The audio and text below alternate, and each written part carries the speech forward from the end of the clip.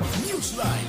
Light-based bumoto para sa plebisito mga residente ng lungsod ng Las Piñas na pumabor sa ordinansa ng lokal na pamahalaan na magkaroon ng tinatawag na territorial boundaries ang 20 barangay ng nasabing syudad. Ayon sa Commission on Elections o COMELEC, umabot sa higit 41,400 na mga residente bumoto ng yes, habang halos 19,500 naman ang bumoto ng no para magtakda ng formal na pagkakaroon ng mga boundary ang mga barangay.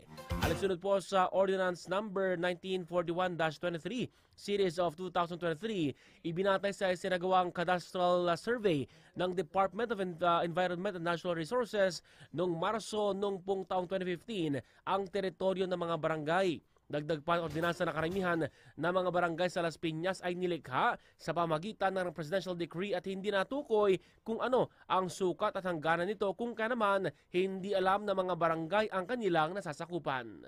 Newsline.